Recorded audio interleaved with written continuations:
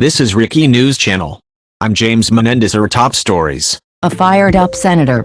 Cory Booker praised GOP Senator Tommy Tuberville for forcing a vote Tuesday in the Senate on defunding the police, saying he wanted to hug his GOP colleague for putting to rest scurrilous accusations that Senate Democrats want to strip law enforcement of money.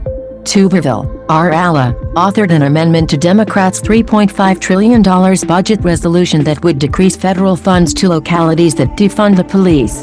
In teeing up the politically charged vote, Tuberville said in a floor speech that opposing my amendment is a vote in support of defunding the police and against the men and women in blue. If the intent was to get Democrats to vote against the measure to make a point that liberals want to defund the police, Booker said he was excited to squash that opportunity.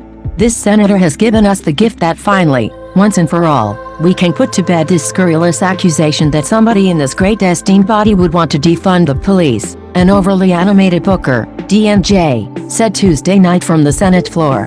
Booker encouraged all of his colleagues to not walk, but sashay down to the well of the Senate to vote in favor of Tuberville's amendment to put to rest the lies that Senate Democrats want to defund law enforcement.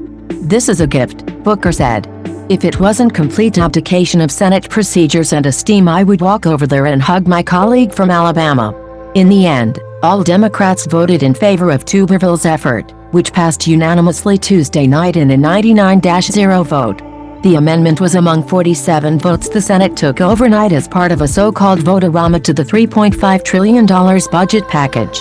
The overall budget plan passed with Democrat-only support early Wednesday morning and now heads to the House for consideration. Heading into the 2022 midterm elections, Republicans believe pro-law and order messaging will resonate with voters amid rising crime rates in certain cities and far-left calls to defund the police. Fox News polling in April found that defunding the police is unpopular. By a nearly 2-1 margin, 62-33%, registered voters disagree with reducing police funding and moving it to other areas, the poll found. While President Biden and many mainstream Democrats have advocated for more police funding, not less, there's a progressive wing of the Democratic Party that has embraced the defund the police movement as a way to combat police brutality against people of color. Rep.